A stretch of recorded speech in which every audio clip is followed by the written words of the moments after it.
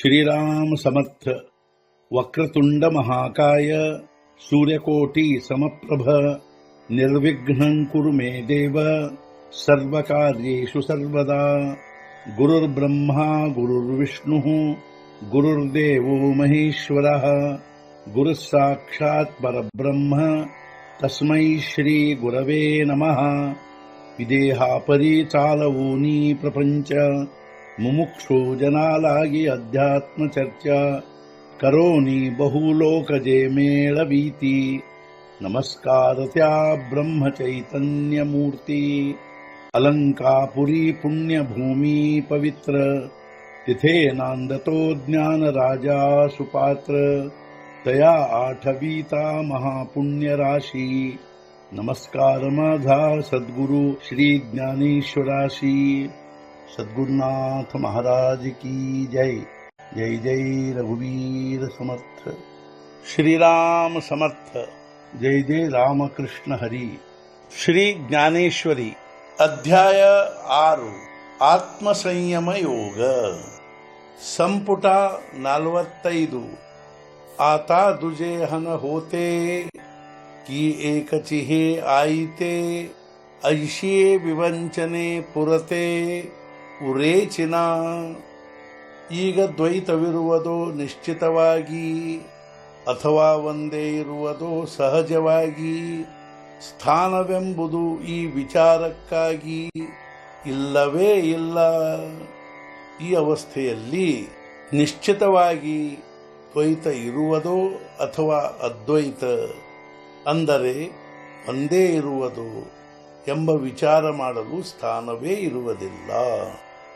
ಗಗನಿ ಗಗನ ಲಯ ಜಾಯೆ ಐಸೆ ಜೆ ಕಾಹಿ ಆಹೆ ತೇ ಅನುಭವೆ ಜೋ ಹೋಯೆ ತೋ ಹೋವು ನಿಠಾಕೆ.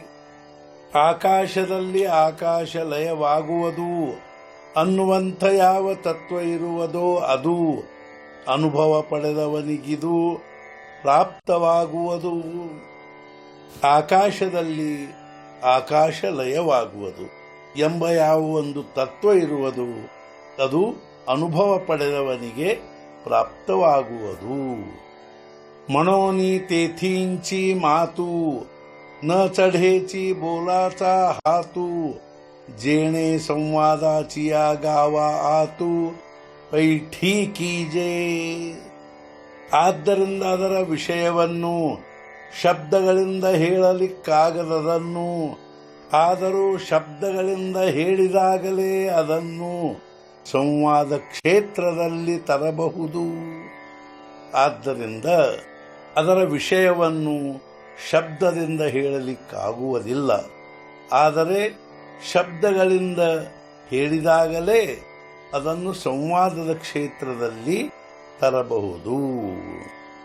ಅರ್ಜುನ ಎರವಿ ತರಿ या अभिप्रायाचा जे गर्व धरी ते पाहे पावैखरी दुरी ठेली.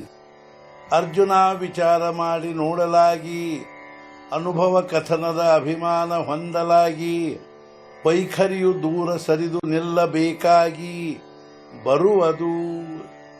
ಹೇ ಅರ್ಜುನ, ವಿಚಾರ ಮಾಡಿ ನೋಡಲಾಗಿ ವೈಖರಿಯು ಅನುಭವ ಕಥನದ ಅಭಿಮಾನ ಹೊಂದಲಾಗಿ ಅದು ದೂರ ಸರಿದು ನಿಲ್ಲಬೇಕಾಗಿ ಬರುವುದು.